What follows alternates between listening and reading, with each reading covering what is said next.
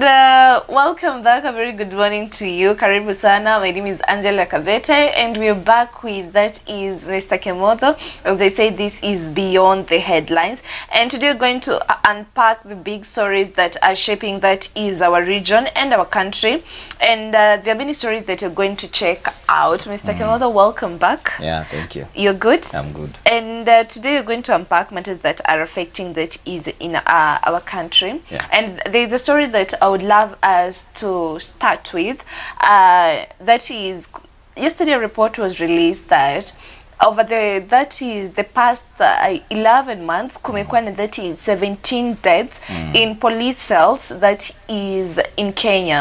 And you know, the justice system that we have in Kenya is supposed to protect life. Then why are people dying in the institutions meant to uphold the law? What do you think about all these situations? Can we say that our police, they don't have that aspect of accountability?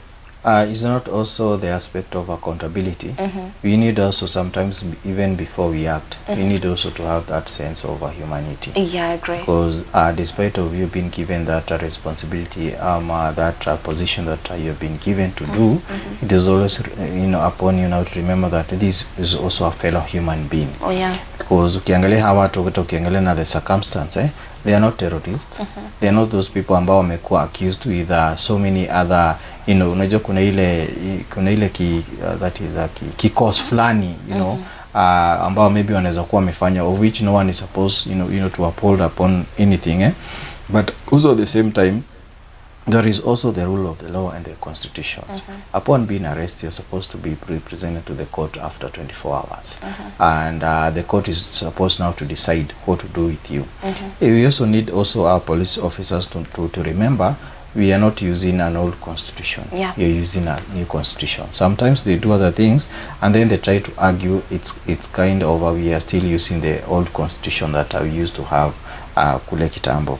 So at the same time is also now upon the ministry itself to come out clear, because when now the ministry from the top level, wakati tunaona that is kuna hiyo discrimination, wakati tunaona kuna some of the top officers, because some of these days zinakuwa related na some of the top officers. Tumekuwa tukiangalia nothing has been done about it. Sure. Some ambao tulikuwa tumefikiria watakuwa apprehended, nothing, hakuna kitu ambayo imefanyika. They are still holding offices. So meaning the information ambao wanapeana to their juniors, wanaambia their juniors that is that you can also do the same thing.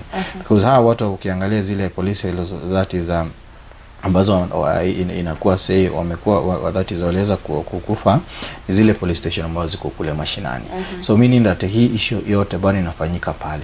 Now also the way this thing is being investigated pia inakuwa biased. Because sometimes you also need to ask ourselves, whenever police officers anafanya jambo, who is supposed to investigate them? Hiyo pia ndio swali ambayo iko pale. Because I remember that is kuna wakati that is the court ilikuwa issue that is walikuwa wamesema that is the IG asipo appear in court, they are going to issue that is an arrest warrant to him. So the question is, who was going to arrest him? Because now he's the boss. So ukiangalia nao pale kuna kuwa na some issues ambazo ziko pale, because we also need to come out with a purely independent body that can be able to handle certain issues. Ndio sasa wengine wasisikie kama kuna ambao wako above the law. And keep them in check. Exactly. Because for the case maybe kama ya Albert Ojwang, alikuwa arrested kwa nyumbani. Alikuwa wanakula lunch. Hakuwa na issue yote ya mwili, hakuwa na shida yote ambayo ilikuwa pale. But at the same time wakati alikuwa anatolewa pale na anapelekwa Nairobi, after a few days tunasikia kwanza ya kwamba ameaga, haiku make sense na mambo yale ambayo alikuwa anafanyika pale. Kuna hiyo argument ambayo the police officer anasema mtu alijigongesha kwa that is kwa ukuta, mtu anajigongesha sijui ati mwingine sijui ni suicide. Okay, you can come out with all those all those statements. You can craft them the way you do because they have been trained to do the same thing. You can do all that, but if you don't have the sense of humanity, the nature of our life is going out to deal with them. Yeah, kuna kitu inaitwa karma. Kuna kitu inaitwa karma. And let me connect what you have mentioned happening, that is in our police cells in Kenya. Yesterday there is something I saw on social media, that is Boniface. You know, he's an activist, and separately he was identified, alikuwa anasema that reportedly, it is reported that he was tortured, that is in Tanzanian police cells. Can we say there are traits that we're copying from each other? Okay, unajua now the issue now to do what happened in another neighboring nation, we don't know, because there are some other nations, according now to their constitution, you can also be, you know, killed. You can also be hanged. You can also, anything that can be done to you, because according now to the rule of the law of that nation, inawaruhusu kufanya yale maneno. But now to our nation, we have a constitution that is guiding us. And that's why some other nation unakuta ya kwamba they also feel that in fear, because we have a better constitution. In fact, our nation, they iko one of the best constitution among the other African nation ambao you know tuko na wao. So ukiangalia nao hii issue ni kitu ambayo inafaa iangaliwe. Despite of having either new or old constitution, let us uphold the issue of humanity, because you as an officer, you as a government officer, you as despite of you holding any other position, if you consider the other person as your fellow human being, that situation utaweza kuiaddress. These people are not terrorists. How hawaku ati that is walikuwa na gun, ati these other police officers ati walipatana, that is at gunpoint confrontation, ati ndikakuwa hivyo, because kama ingekuwa pale, in fact hata watu wao waongelelei, because pia yule mtu ambaye amepatikana kwa that situation ni yeye amejipeleka kwa hiyo situation ya crime. But hawa ukiangalia wengine wao, that is mambo yalifanyika kwa demonstration. Kama msichana ambaye ako hapa wala Laikipia, yeye in fact alikuwa ametumwa aende siju fungu atoe hapa apeleke nyumbani, then hiyo issue ikampata akakuwa arrested. So sad. Na pia she is also a daughter of a chief around that place. So ukiangalia it was also very painful even to that parent, because ukiangalia yeye ako in the same government, but the same government bado imemhujumu na yale mambo ambayo yamefanyika pale, even now to the rest, na pia to the rest of the 17 ambao wako pale.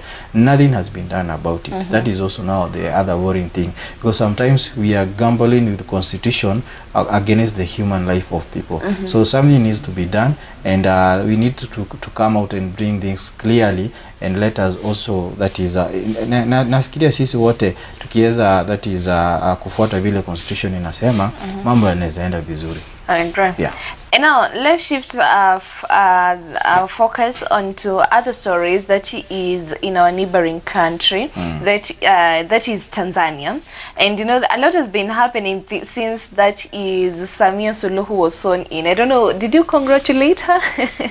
You know, she won by that is the 12.5 million votes. Yeah. Now ukicompare na that is the late Magufuli, yeye alishinda na 12.5 million. Yeah. So that is the 1.5 million ukicompare na 12.5 million, don't kana this time wananchi walijitokeza sana kwa wengi. Okay, it was very difficult, Yeah. because even kufuatilia ilikuwa ngumu, because pia the media pale ilikuwa shut down.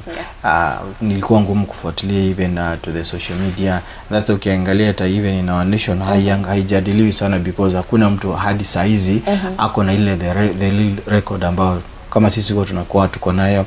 Tunajua that is kwa this constituency mtu fulani alipata hii, kwa county alipata hii, so yao ilijumuishwa tu safari moja, na that is na ikaweza kutangazwa. At the same time tukaona that is even mahali walifanyia sherehe yenyewe, walifanyia mahali na military, that is premises ambayo ni ngumu sana taraia wale ambao walimvotia wenyewe kuja kusherehekea. Yeah. Yes. Okay.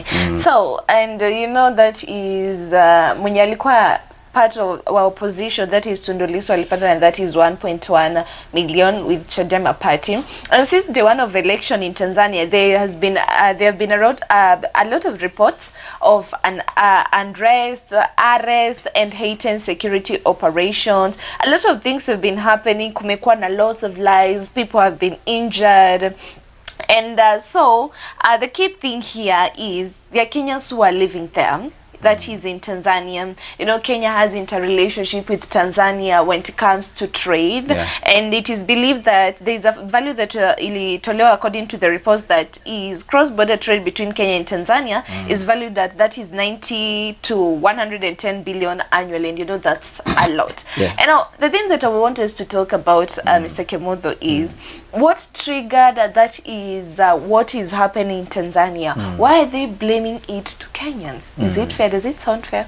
It doesn't sound fair, even if the president herself did not actually now specifically address that it is Kenyan, but we all know what is going around. Yeah, we can see. And in ile tu kujaribu kushift, because what now she's trying to tell her people is that you people, you are very good. You came out, you know, in large numbers. You came, you voted for me. You people, you have no issue. The issue that happened, it was not caused by Tanzanians. It was caused by other people from other neighboring nations. So it is also a message that she's trying now to do a cleanup. It's so sad. Because so many people died. Yeah. And even if you know, kwa sababu unajua kuna other videos ambazo zinatembea here and there, na watu pia waliweza kukufa pale. So ukiangalia nao pia kuna ile pia that is kuna ile kushift, anajaribu kushift the blame to other areas, na pia the same time pia kuweza kuweka another propaganda, ndio pia ku clean up the situation, because she doesn't want to be tainted na yale mambo ambayo yalifanyika. Anataka kusema kana kwamba yale mambo yalifanyika ya tear gas na shooting, we were not aiming at our own citizens, that is now the Tanzanian citizen. We were aiming at foreigners who are coming now to bring insecurities, to invaders, na pia at the same time unajua pia crime itaingilia pale, because pia in our nation unajua pia kuna mambo ambayo yamekuwa kifanyika pale. So kuna yale mambo ambayo yanajaribu kufanya ile shift na blame game ambayo iko pale. And the best thing that can happen if you are a Kenyan, especially kama saizi in Tanzania, if kama uko ndani sana, you can just go to your embassy, ujue vile utafika nyumbani. That is if kama wewe unajua ya papers yako sawa, kama uko pale border na mambo yote, kaa kwenye kwanza, because until now the situation ime calm down, because unajua bado kuna ile tension ambayo iko pale, and we don't know, because even the government has not yet come out clearly on the issue ambayo imefanyika pale. But at the same time, it is also not good for, you know, some people now to use this situation to taint the name of Kenyans. Yeah, it's not good at all, because so there is a report. Actually, this is what Samia Suluhu said. I think I think it was on Wednesday or Tuesday that wale ambao wanaleta wale watu wa nje ambao wanaleta vurugu nchini kwetu, watajua mimi ni simba jike, nita deal na wao vilivyo. You know, is that a way of cleaning up everything that is happening, especially as a leader? Sometimes it becomes the situation sometimes come out unashindwa kuihandle, because to her also pia amekuwa akipitia that is political pressure at the same time. Na pia tuliona congratulate even the 16 contestants ambao wali contest na wao, hatakuwa jua hatukuwaona na wote wote walipata 2%. Wote kuna mwenye alipata 2.1 ama 3. Exactly, wote walipata 2%. Na kawa congratulate. Na pia yule ambaye alikuwa ameshikwa bado pia hata yeye alipata votes zake kulingana na chama chao. So ukiangalia sasa hizi politically kuna ile pressure ambayo iko pale. So sometimes anaweza kuwa akitoa that is some statements ili that is kuweza kuemphasize on some issues. Tena at the same time unajua kuna ile feminism ambayo iko pale. Watu wana aspect ya kwamba because now she is over certain gender, now we can pressure her, we can do that. So na pia naye lazima come out clearly kuweza kuonesha ya kwamba now I'm the one now in charge, I'm the one now who is in control of that situation.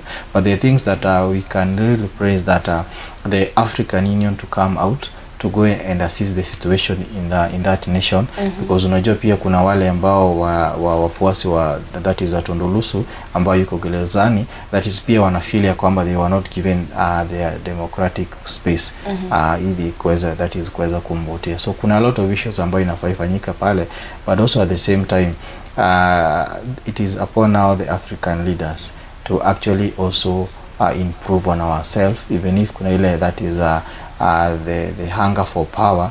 Wakati umepatia hiyo, also you can also like it is high time waweze kurekebisha yale mambo ambayo yalikuwa pale. Wasifanye na excuse ya kwamba the constitution inapea that mandate. Let us try to be human kidogo, just because of those who are coming and to those also who are there. Can you say that that is foreign affairs, the people who are handling that department, including that is the CS, Musalia Mudavadi, they are failing because they could have addressed these issues since day one. But jana ndio tuliona they are meeting with the diplomats of Tanzania to discuss about these issues. Can you say they are failing? That is the danger of not having a powerful opposition. Because if the former Prime Minister was alive and na kwe bado wako na ile power ya opposition, I'm very sure hii issue angeza kuiraise mapema na ingekuwa imepeana pressure. Because tujiona that is even the parliament themselves waki summon the CS. Even the people in the ODM party. Yes, themselves. we haven't seen them even criticizing that is the government over that issue. And yet wale watu ambao that is wataenda that is wapatane na anything else ambao watapatana nayo kule, they are still Kenyans. They are still people ambao wali vote these leaders in. So pia kuna failure ambayo inatokana now from the National Assembly, because hao ndio wanafaa put pressure now to the ministry, because kuna ile committee ambayo inafaa summon the CS. And also at the same time the Ministry of Foreign Affairs should now come out clearly and defend the Kenyans who are in Tanzania, Uganda, Zimbabwe, Iraq, Qatar, any other place. That is their work and that is all they're supposed to be doing.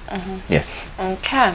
And pia wewe kama mwananchi tunataka kusikia maoni yako ni yapi on everything that has been happening in between Tanzania and Kenyans. Kenyans are facing hardships because of what is happening that is in Tanzania. Please tupatie maoni yako, that is on 0799200100, and we're so glad to hear from you. And now back home, let's talk about matters ambayo wananchi wanaelewa wanaelewa vizuri sasa, because we've been talking about some people don't understand our Tundu Lissu ni nani.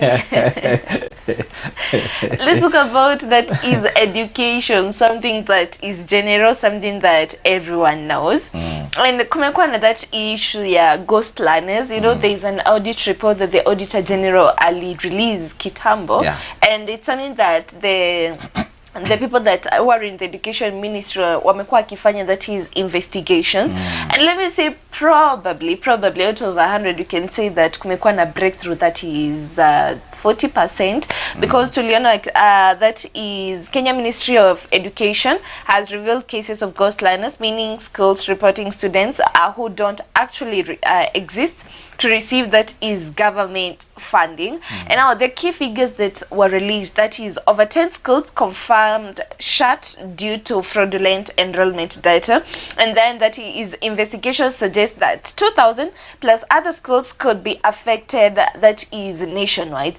And in some areas, that is 30 to 40% of listed learners were unverified. Hii pesa imekuwa ikienda wapi? Why can't we hear those statements ya hizi pesa zimerudishwa? They ain't saying that, they're just releasing reports. And actually the unfortunate thing is that they really criticize the office of the controller of budget and also the office of the Auditor General, because kuna wakati walikuwa wanatoa this information, I remember even the parliament itself walikuwa wanaenda wana criticize na wanakuwa so much against the report that the report that was released. Now ukiangalia these offices day in day out, that is their work, and I wish each and every department ingekuwa inafanya kazi yao kama vile ambavyo these two ministries that is department wanafanya, inaweza tusaidia sana. Because you can imagine that is up to now we are still speaking of ghost to schools. The whole of this year gazeti imekuwa ikiongelelea hayo mambo. Wakati tunaongelea mambo ya ghost schools, unakuta the same ghost to schools zimekuwa allocated money. So means that also pia kuna watu pia wana fail in the Ministry of Education and also in the ministry that is of Treasury, because pia Treasury now pia wanafaa wakikuwa presented the budget, they also are supposed to have their own officers ambao wanafaa waende wachunguze ya kwamba this ministry have given us this, is this the correct data, because it is not a must that a ministry imekuja imepresent their budget na nyinyi mna implement. You also have the power and the capacity to do the investigation and also to verify if the information ambao wamepatio it is true, because sometimes human is to error. Saa zingine kunaweza kuwa na same information ambayo imekuwa pale. So if also the ministry ambayo that is iko concern ingekuwa inafanya haya mambo yote, I don't think tungekuwa tumefika mahali tuko saizi, because you're not supposed to be speaking of especially kama saizi kuna these economic issues saizi, hawafai kuwa wanaongelea mambo ya the ghost school ambazo ziko pale, because ukiangalia nao pia ukiongea mambo ya ghost schools inamaanisha ya kwamba that is they did not even pia how the ministry itself haijui zile shule ambazo ziko pale. So inamaanisha hata pia hawatembei kule mashinani, because what I know is that kuna kuwa that is a director of education in each and every sub county in all the constituencies, 300 and something constituencies ambazo tuko nazo. Tuko na the county the sub county directors ambao wako pale. How ndio wanafaa come out na the real and the correct data ambayo inafaa kutoka pale. Then from there tuko na the county, then from there now tuko na wale wengine ambao tuko nao pale. So now also the failure is also still up to them. Yeah. And I'm wondering, how does this happen that is inside the regulated education system? How does it happen? Kuna watu wenye wanapitisha hiyo pesa, before hizo pesa ziende, there is someone who signs. How does it happen? It is an excuse they are using. Yeah, right. It is an excuse, na pia they are trying now to do an scapegoat. Kwa sababu saizi tumepatikana, let us now come out clearly to defend that we have been investigating, that is kuna investigation tumekuwa tukifanya. We are now trying to come out clearly, because now pia the ministry inajaribu kukua ni kama ndio whistleblower. Because the whistleblower alitoa report, wakai criticize. Sasa hizi tena wameanza sasa kuirudisha, kwa sababu sasa wameona ya kana kwamba sasa kutakuwa na issues ambazo zinatokana pale. But the blame is upon them, because that is what now they are being paid to do the work they are supposed to do. Kwa sababu sasa wakati bado saizi wanaongelea hayo maneno, it's very unfortunate. Kama saizi nimeona that is kulingana na gazeti ambao wamesema pale at 10 schools hazina wanafunzi hata kidogo. So you wonder kwa nini saizi mnatuambia hivyo, na hii report imekuwa ikitolewa all the way, and then at the same time the 10 schools unakuta ya kwamba wamepatia pesa. So why do you allocate money to something that doesn't exist? So wewe ambao pia wewe mwenye una allocate hiyo pesa, hata wewe unafaa uulizwe, because yule mwenye ako pale huwezi muuliza, kwa sababu yeye ana report. Yeye kazi yake ni kureport pale, na nyinyi mnafaa mpatie kile ambacho mnafaa kumpatia. So hiyo ni kitu ambayo inafaa iangalie sana, na ni kitu ambayo pia each and every time kushinda hapa ikitolewa kama statement, kushinda hapa ikitolewa kama ndikwe kama ni information kila wakati, it doesn't make any sense, because hizi pesa zinaweza saidia watu wale wengine. Then at the same time the ministry itself inafaa ikuje tuambie hii shule ambayo saizi haina wanafunzi ambao walikuwa hapo walienda wapi, na kwa nini hawakuji. Nini inafaa ifanywe, because if this trend ikiendelea inamaanisha in some years to come bado mahali that is the late Kibaki alitutoa, inamaanisha hapo ndio tutajipata tumerudi, kwa sababu yeye alitaka that is kila mtu akuwe informed, kila mtu apate that is the basic that is education ile ambayo anafaa kupata. And you mentioned something about to do with the finances. There is a report that was released that each and every year they have been losing that is 1.1 billion for the ghost schools. This money could have been used to pay lecturers, to fund the CBC and everything. I hope they'll do something about the system, and the key part is I hope they recover that money. The unfortunate thing is that bado kuna report they are not prepared with the senior schools, because tuliona that hadi vitabu hawajalipa ambazo zinafaa zitumiwe pale, and yet bado kunaongelea mambo ya ghost schools. Na ukiangalia saizi in this pia current times unakuta bado kuna shule ambazo hadi sanitation, hadi toilets ambazo ziko pale bado ni mbaya sana. Ukiangalia bado kuna some of the schools bado wakati kunanyesha inakuwa ni issue, watoto wananyeshewa pale. Unakuta bado kuna issue, kuna some of the schools bado hazina hata maji, hazina hata electricity ambazo ziko pale. So something needs to be done, and also pia management of resources need also to be addressed. I agree. Yeah. And now let's sort of that is to politics. Specifically, going to check that is the ODM party. It has been on the spotlight since that is their leader, that is the late Raila Amolo Odinga, died. And there is a statement that Leon, I think it was last week, that is the interim leader of the ODM party, that is Oburu Oginga, and alisema that nothing less than the DP seat. And now the question is, when power is shared, Mr. Kimotho, Is it unity or is it negotiation for survival? Because they want to be they want to be in the government, or is it their way of maintaining power? And what will happen to Kindiki if that happens? It's good for people to remember. Yeah. No one seeks anything without interest. Yes. Oh, so okay. It is all about interest. Yeah, because hata ule mtu anawania kiti MCA kuna certain interest ambazo ziko pale. Personal interest na pia public interest ambazo ziko pale. So wakati pia sasa nao hichi chama kinasema nothing less than the DP position is also pia an interest ambao na impose pale. Pia wakati pia nao chama kilikuwa kinasema we must be in the next government ambayo itakuwa pale. So they didn't specify the next government ambayo wana specify ni gani. Is it on the side of the opposition? Is it on the side of the same government ambao wako ndani yake? Na pia the same wakati ana insist akisema nothing less than the DP position, I don't know the information ilikuwa inafaa ifikia nani. So it also shows that wale ambao wanachoraga zile the political that is graphs pale wanafaa waangalie ni wapi, ni mwelekeo gani ambao wanajaribu kufanya. Maybe you might find, you know, even the president mwenyewe pengine akitoa that is the running mate from the ODM party. Maybe we might find ourselves that is pia kuna coalition pia pengine wanaweza waungane pale. But pia the party itself sasa politically lazima wajialign, because for over more than 20 years wamekuwa na ile mwelekeo ambao wamekuwa nayo pale. So if they don't rearrange themselves right now, the coming election inaweza fanya wasaulike kabisa. Yes. And if it's about interest, I believe that is the late Raila Amolo Odinga was a selfless person. Aliweka that is wananchi mbele kuliko other matters. Are they being selfless by saying that nothing less than the DP seat? Is the bread too sweet? Can you say the bread is too sweet? Because you know they're still in the broad-based government. Actually, sahi wako wote, the funny thing. Unajua sasa wameishi na ile struggle pale. Sasa the broad-based government ikawaleta pale in the dining table where everything is being served, yote iko pale. So kila mtu anapika kile kitu ambacho anataka. So baada ya kuenjoy hiyo, so they might feel that is kuna ile insecurity ambayo anaweza feel ya kwamba if we are not around this place, we don't know what else we don't know what else is going to happen to us that is politically. Also at the same time the former prime minister ate mwenyewe alikuwa na interest. Na interest zenye alikuwa nazo, interest da ku make sure ya kwamba yeye ndiye amekuwa front, that is akifrontia mambo ya democracy, akifrontia yale mambo ambayo yalikuwa pale. So that's why I'm saying the interest must be there, but the definition and the target and the implementation of that interest ndio ina differ. You know, I don't know what our president is giving them in the broad-based government, because the bread is too sweet for them. You know, the likes of Akina Edwin Sifuna, Sayo may agree to be in the broad-based government. Pia Babu Owino wako in the broad-based government Sai. Even that is Wanga, they're in the broad-based government. Let's see what will happen. But now the question is this.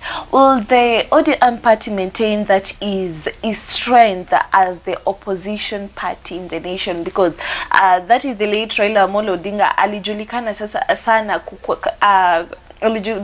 his strength was being in the opposition party. If they are going to be the government, will they still keep the government in check? If there is one political that is position that is vacant, is the political position of opposition. We don't have an opposition leader. We don't have an opposition that is an entity that can stand just the way ODM used to do. Because right now ODM wako kwa broad-based government, na pia hao wenyewe tumesikia kusema they will be part and parcel of the next formation of government ambayo itakuwa pale. So meaning that so wale ambao wanajialign saa hizi na yule mtu ambaye anataka maybe for example politically aweze kukuwa na influence, so inamaanisha mtu anaweza anza kujipanga kusimama na upande wa opposition, because it seems that right now the ODM party itself is not in opposition, na pia kulingana na vile ambavyo wanajipanga pia wanajipanga kuwa in the next government. So inamaanisha pia either in the next government kuna hakutakuwa na opposition from their side. So pia kuna ile alignment ambao watu wanafaa jipange, but hizo ni statements za saizi. Because unajua wanasiasa ni wale. So saizi wanasema, in fact hata mkataba wao ulikuwa unasema ya kwamba their agreement iko hadi 2027. So zile arrangement ambazo zitakuwa beyond 2027 ndizo sasa wataanza kufanya, that is starting now from mid next year tutaweza kuziona. Okay, let's see what will happen, because we saw that is Edwin Sifuna akisema that it will be so shameful the ODM ODM party would give out a presidential candidate. Well, let's say the ball is on their side. Yeah, indeed. Okay, Yeah. and I guess that is what we had to talk about. That is beyond the headlines with our political analyst in studio. That is Mr. Kimotho. You have something to tell the viewers? Oh wow. So first of all is also still to continue giving thanks to all our viewers, and also to continue insisting, you also do your own research, try to read and try to find things by yourself. Don't just sit there and wait to be told. Also find your own information too, so that you can also acquire your knowledge. Thank you so much. Thank you so much for tuning in for this segment that is Beyond the Headlines. We're always here to make sure that you stay updated of what is happening. Just a reminder that we'll be having, that is the annual Prophetic Prayer Congress that will be happening at Mizpah Prayer Center this coming month. That is December, from the 1st to the 5th. We'll be having great and powerful servants of God. And one thing that you know, each and every time that God gathers his people in his presence, there's something that he has purposed for them to receive. Kwa hivyo, for accommodation purposes, booking and everything, to receive mapema and your best, please contact 07-277-66553. My name is Angela Kavete. Till next time, God bless you abundantly. Bye-bye.